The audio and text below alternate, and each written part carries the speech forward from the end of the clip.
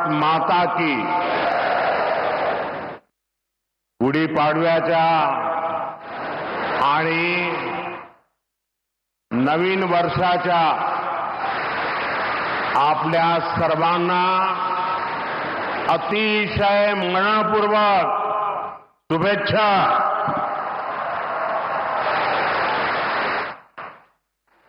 कार्यक्रम में उपस्थित परम पूजनीय सरसंघचालक जी डॉक्टर मोहन भागवत जी, स्वामी गोविंद गिरी जी महाराज, स्वामी अवधेशानंद गिरी जी महाराज, महाराष्ट्र के लोकप्रिय मुख्यमंत्री देवेंद्र फडणवीस जी, केंद्रीय मंत्रिमंडल में मेरे साथी नितिन गडकरी जी, डॉक्टर अविनाश चंद्र अग्निहोत्री जी, अन्य महानुभाव और उपस्थित सभी वरिष्ठ साथी, राष्ट्र यज्ञ के इस पावन अनुष्ठान में आज मुझे यहां आने का सौभाग्य मिला है। आज चैत्र शुक्ल प्रतिपदा का ये दिन बहुत विशेष है। आज से नवरात्रि का पवित्र पर्व शुरू हो रहा है। देश के अलग अलग कोनों में आज गुड़ी पड़वा, उगादी और नवरेह का त्योहार भी मनाया जा रहा है। आज भगवान झूलेलाल जी और गुरु अंगद देव जी का अवतरण दिवस भी है। ये हमारे प्रेरणा पुंज परम पूजनीय डॉक्टर साहब की जयंती का भी अवसर है और इसी साल राष्ट्रीय स्वयंसेवक संघ की गौरवशाली यात्रा का 100 वर्ष भी पूरे हो रहे हैं।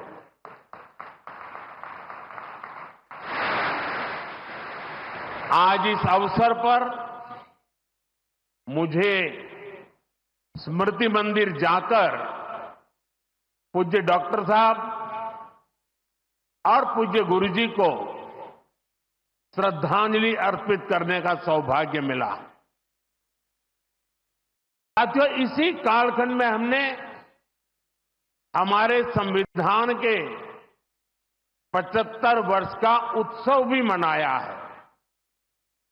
अगले ही महीने संविधान निर्माता बाबा साहब आंबेडकर जी की जयंती भी है। आज मैंने दीक्षा भूमि पर बाबा साहब को नमन किया है, उनका आशीर्वाद लिया है। मैं इन विभूतियों को नमन करते हुए देशवासियों को नवरात्रि और सभी पर्वों की बहुत बहुत बधाई देता हूं। साथियों, संघ सेवा के इस पवित्र तीर्थ नागपुर में आज हम एक पुण्य संकल्प के विस्तार के साक्षी बन रहे हैं। अभी हमने माधव नेत्रालय के कुल गीत में सुना, अध्यात्म, ज्ञान, गौरव, गुरुता का ये अद्भुत विद्यालय, मानवता रत यह सेवा मंदिर, कण कण में देवालय। माधव नेत्रालय एक ऐसा संस्थान है जो अनेक दशकों से पूज्य गुरु जी के आदर्शों पर लाखों लोगों की सेवा कर रहा है।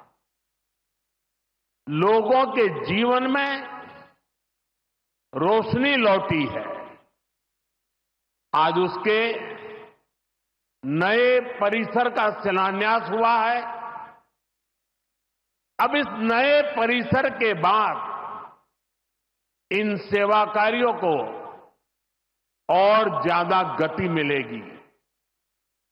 इससे हजारों नए लोगों के जीवन में प्रकाश फैलेगा, उनके जीवन का अंधकार भी दूर होगा।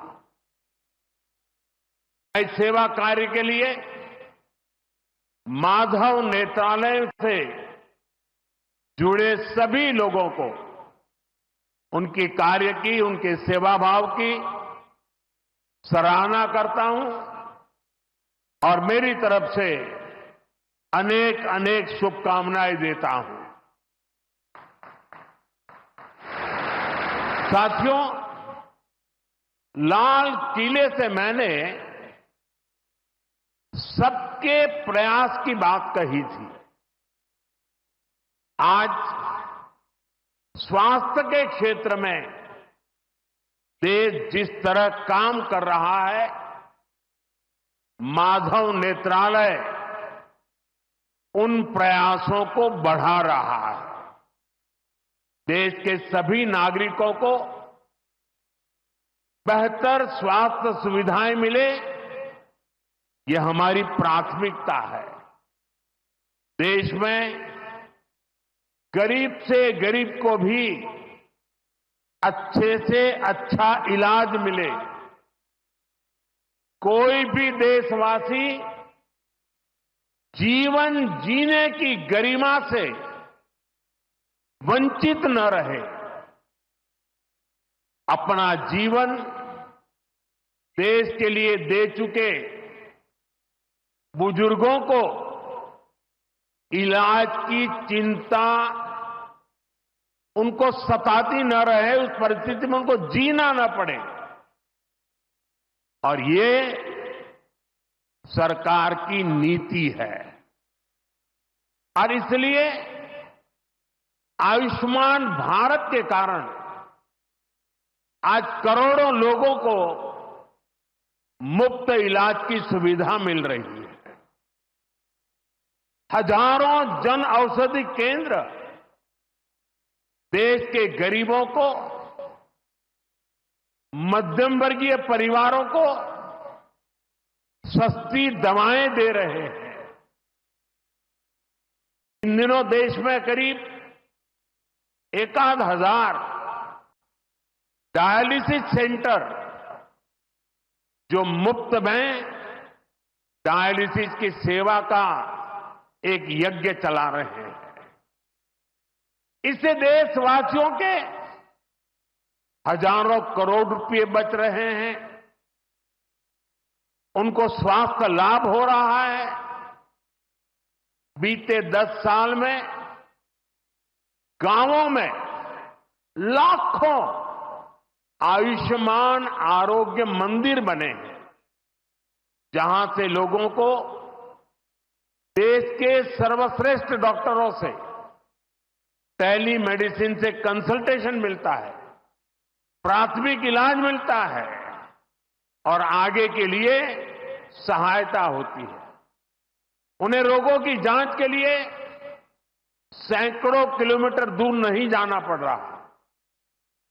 साथियों, हमने न सिर्फ मेडिकल कॉलेजों की संख्या में 2 गुना वृद्धि की है, लेकिन हमने देश में ऑपरेशनल एम्स की संख्या भी 3 गुना बढ़ाई है। देश में मेडिकल सीट्स भी 2 गुनी हुई है। प्रयास यही है कि आने वाले समय में लोगों की सेवा के लिए ज्यादा से ज्यादा डॉक्टर्स और अच्छे डॉक्टर्स उपलब्ध हो। एक बहुत बड़ा साहसिक निर्णय हमने किया। आजादी के बाद पहली बार हुआ। इस देश का गरीब का बच्चा भी डॉक्टर बन सके, उसके सपने पूरे हो सके, इसलिए विद्यार्थियों को अपनी मातृभाषा में डॉक्टर बनने की सुविधा हमने उपलब्ध कराई। आधुनिक चिकित्सा विज्ञान से जुड़े इन प्रयासों के साथ ही देश अपने पारंपरिक ज्ञान को भी आगे बढ़ा रहा है। हमारे योग और आयुर्वेद, इन्हें भी आज पूरे विश्व में नई पहचान मिली है। भारत का सम्मान बढ़ रहा है। साथियों, किसी भी राष्ट्र का अस्तित्व पीढ़ी दर पीढ़ी उसकी संस्कृति के विस्तार, उस राष्ट्र की चेतना के विस्तार पर निर्भर करता है। हम अपने देश का इतिहास देखें तो सैकड़ों वर्षों की गुलामी, इतने आक्रमण, भारत की सामाजिक संरचना को मिटाने की इतनी क्रूर कोशिशें, लेकिन भारत की चेतना कभी समाप्त नहीं हुई। उसकी लौ जलती रही। ये कैसे हुआ? क्योंकि कठिन से कठिन दौर में भी भारत में इस चेतना को जागरूक रखने वाले नए नए सामाजिक आंदोलन होते रहे। भक्ति आंदोलन, उसका ये उदाहरण जिससे हम सब भली भांति परिचित हैं। मध्यकाल के उस कठिन कालखंड में हमारे संतों ने भक्ति के विचारों से हमारी राष्ट्रीय चेतना को नई ऊर्जा दी। गुरु नानक देव, कबीरदास, तुलसीदास, सूरदास, हमारे यहां महाराष्ट्र में संत तुकाराम, संत एकनाथ, संत नामदेव, संत ज्ञानेश्वर, ऐसे कितने ही संतों ने हमारी इस राष्ट्रीय चेतना में अपने मौलिक विचारों से प्राण फूंके। इन आंदोलनों ने भेदभाव के फंदों को तोड़कर समाज को एकता के सूत्र में जोड़ा। इसी तरह स्वामी विवेकानंद जैसे महान संत भी हुए। उन्होंने निराशा में डूब रहे समाज को झकझोरा, उसे उसके स्वरूप की याद दिलाई, उसमें आत्मविश्वास का संचार किया और हमारी राष्ट्रीय चेतना को बुझने नहीं दिया। गुलामी के आखिरी दशकों में डॉक्टर साहब और गुरुजी जैसे महान व्यक्तित्वों ने इसे नई ऊर्जा देने का काम किया। आज हम देखते हैं राष्ट्रीय चेतना के संरक्षण और संवर्धन के लिए जो विचार बीज 100 साल पहले बोला गया, वो महान वटवृक्ष के रूप में आज दुनिया के सामने है। सिद्धांत और आदर्श इस वटवृक्ष को ऊंचाई देते हैं। लाखों करोड़ों स्वयंसेवक इसकी टहनी ये कोई साधारण वटवृक्ष नहीं, राष्ट्रीय स्वयंसेवक संघ भारत की अमर संस्कृति का आधुनिक अक्षय वट है। ये अक्षय वट आज भारतीय संस्कृति को, हमारे राष्ट्र की चेतना को निरंतर ऊर्जावान बना रहा है। साथियों, आज जब हम माधव नेत्रालय के नए परिसर का काम शुरू कर रहे हैं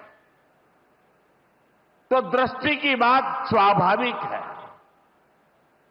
हमारे जीवन में दृष्टि ही हमें दिशा देती है।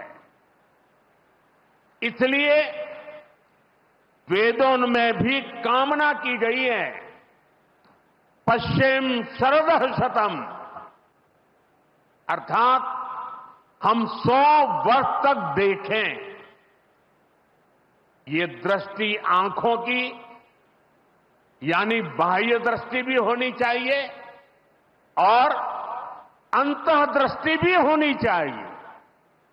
जब अंतः दृष्टि की बात करते हैं तो विदर्भ के महान संत श्री गुलाबराव महाराज जी का स्मरण भी होना स्वाभाविक है।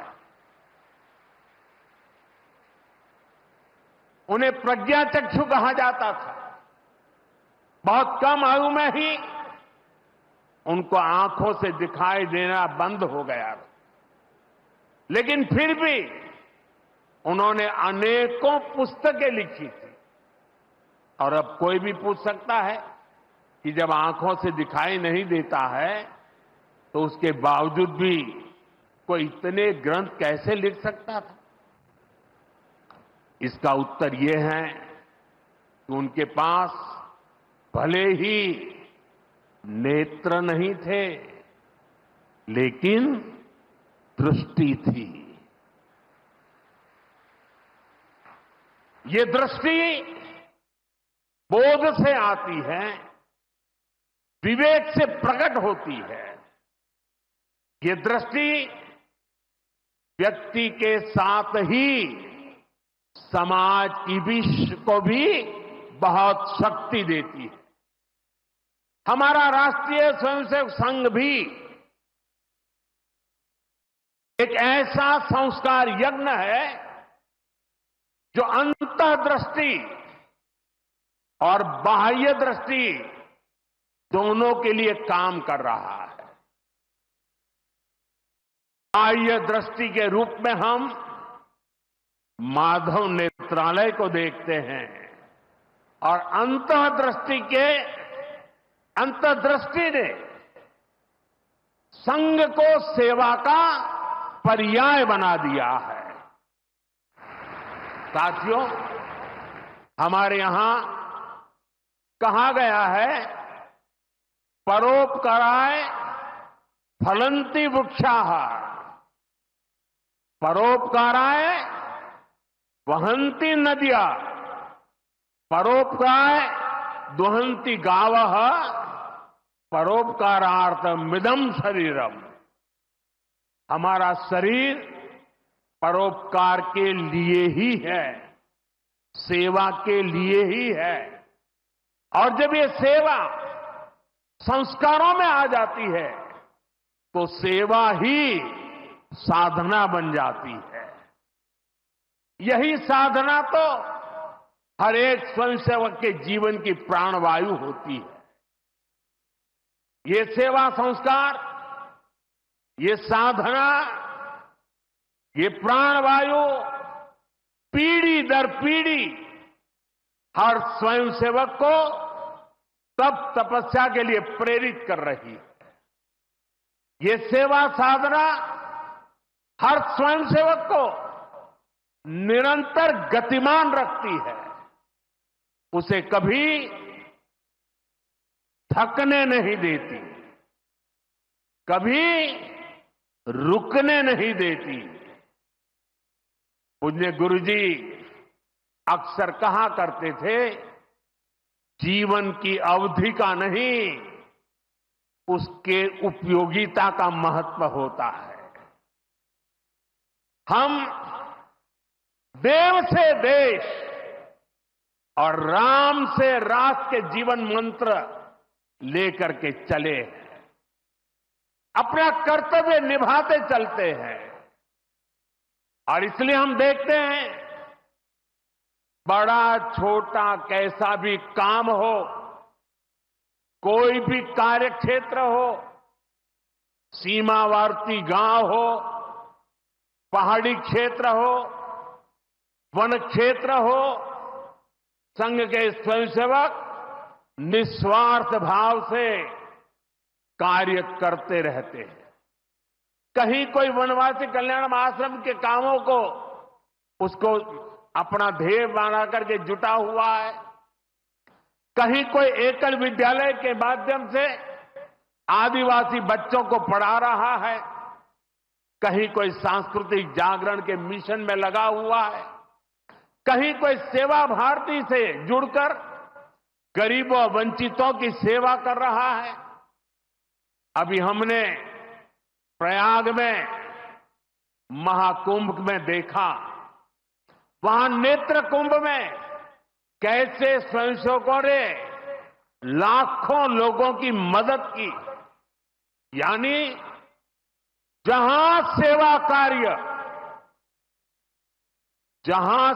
कार्य वहां स्वयंसेवक। कहीं कोई आपदा आ जाए, बाढ़ की तबाही हो या भूकंप की विभीषिका हो, स्वयंसेवक एक अनुशासित सिपाही की तरह तुरंत मौके पर पहुंचते हैं।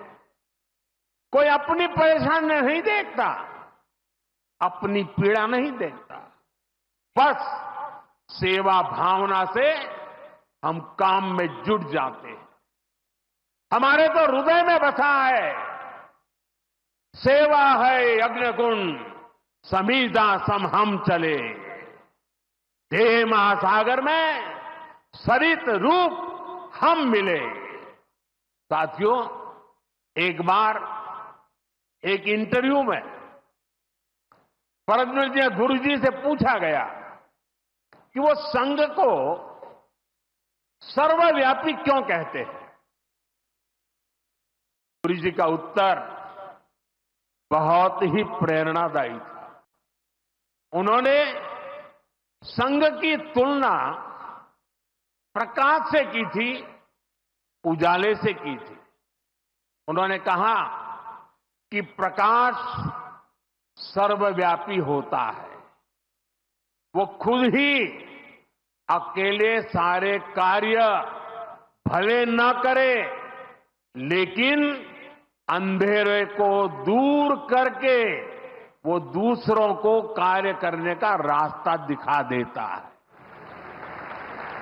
गुरुजी की ये सीख हमारे लिए जीवन मंत्र है। हमें प्रकाश बनकर अंधेरा दूर करना है, बाधाएं मिटानी है, रास्ता बनाना है। उस भाव को हम जीवन भर सुनते रहें। हर कोई कम अधिक मात्रा में जीने का प्रयास करता रहा।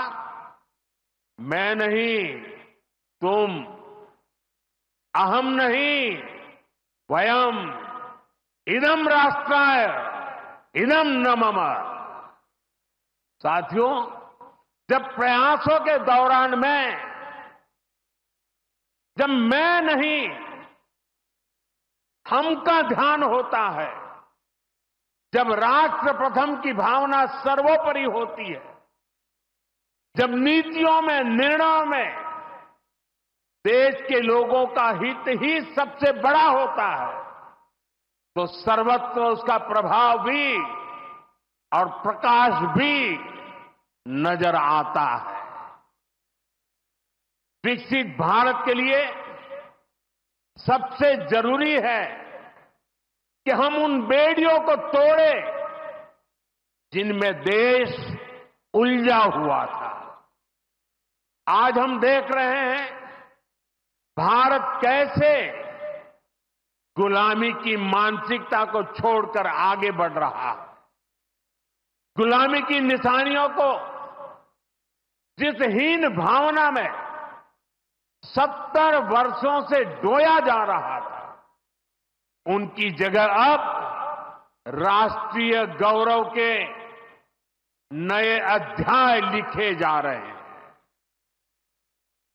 अंग्रेजी कानून जिन्हें भारत के लोगों को नीचा दिखाने के लिए बनाया गया था, देश ने उन्हें बदल दिया है।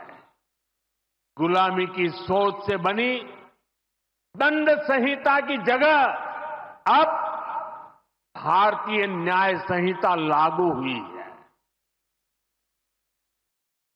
हमारे लोकतंत्र के प्रांगण में अब राजपथ नहीं, कर्तव्य पथ है। हमारी नौसेना के ध्वज में भी गुलामी का चिन्ह छपा हुआ था, उसकी जगह अब नौसेना के ध्वज पर छत्रपति शिवाजी महाराज का प्रतीक लहरा रहा है।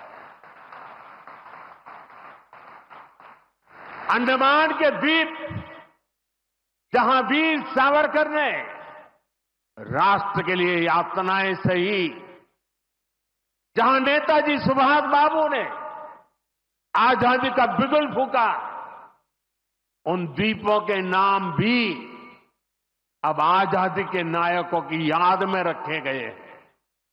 साथियों, वसुधैव कुटुंबकम का हमारा मंत्र आज विश्व के कोने कोने में पहुंच रहा है और दुनिया इसे हमारे कार्यों में भी देख रही है, महसूस कर रही है। जब कोविड जैसी महामारी आती है तो भारत विश्व को परिवार मानकर वैक्सीन उपलब्ध करवाता है। दुनिया में कहीं भी प्राकृतिक आपदा हो, भारत पूरे मनोयोग से सेवा के लिए खड़ा होता है। अभी आपने कल ही देखा है, म्यांमार में इतना बड़ा भूकंप आया है। भारत ऑपरेशन ब्रह्मा के तहत वहां के लोगों की मदद के लिए सबसे पहले पहुंच गया है। जब तुर्की में भूकंप आया, जब नेपाल में भूकंप आया, जब मालदीव्स में पानी का संकट आया, भारत ने मदद करने में घड़ी भर की भी देर नहीं की। युद्ध जैसे हालातों में हम दूसरे देशों से नागरिकों को भी सुरक्षित निकाल करके लाते हैं। दुनिया देख रही है, भारत आज जब प्रगति कर रहा है तो पूरे ग्लोबल साउथ की आवाज भी बन रहा है। विश्व बंधु की ये भावना हमारे ही संस्कारों का विस्तार है। साथियों, आज भारत की सबसे बड़ी पूंजी हमारा युवा है और हम देखते हैं आज भारत का युवा इतने कॉन्फिडेंस से भरा हुआ, उसकी रिस्क टेकिंग कैपेसिटी पहले के मुकाबले कई गुना बढ़ गई है।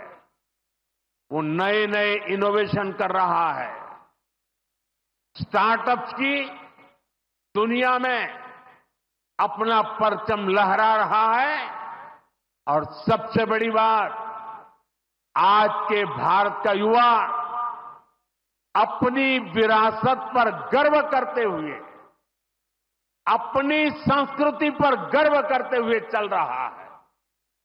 अभी हमने प्रयागराज महाकुंभ में देखा आज की युवा पीढ़ी लाखों करोड़ों की संख्या में महाकुंभ में पहुंची और इस सनातन परंपरा से जुड़कर गौरव से भर उठी। आज भारत का युवा देश की जरूरतों को ध्यान में रखते हुए काम कर रहा है। भारत के युवाओं ने मेक इन इंडिया को सफल बनाया है। भारत का युवा लोकल के लिए वोकल हुआ है, एक जज्बा बना है।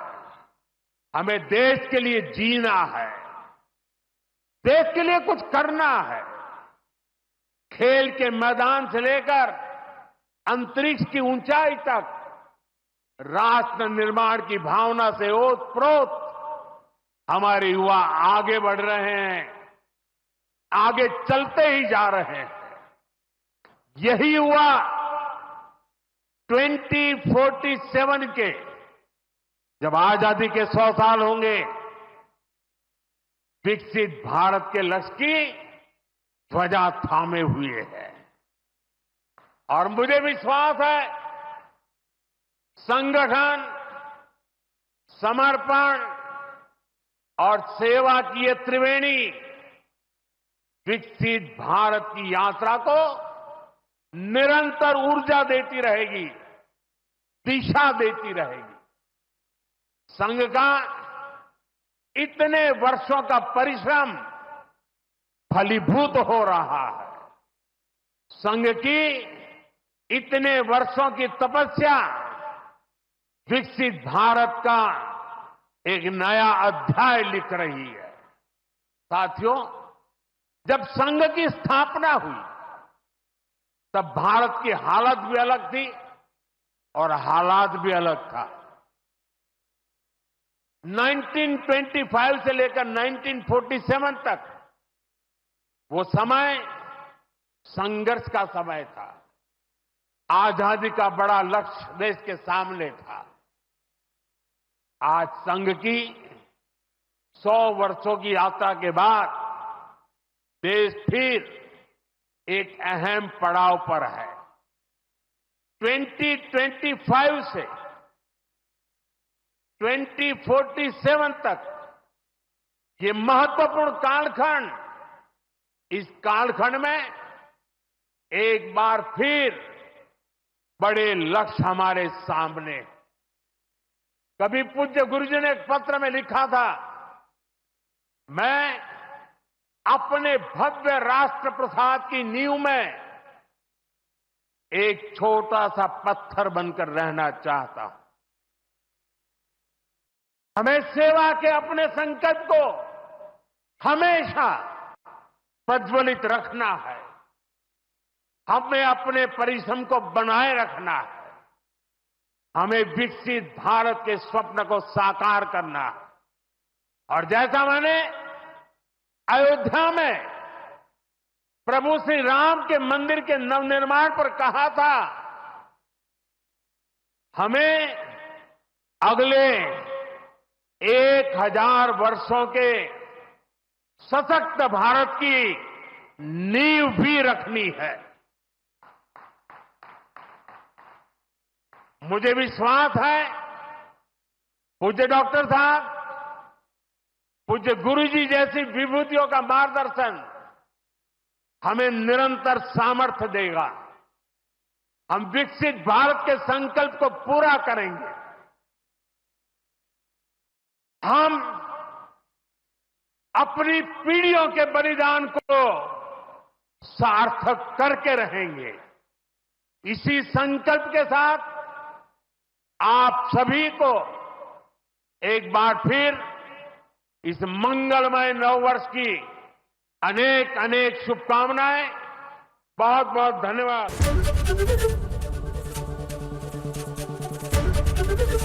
एबीपी गंगा, खबर आपकी, जुबान आपकी।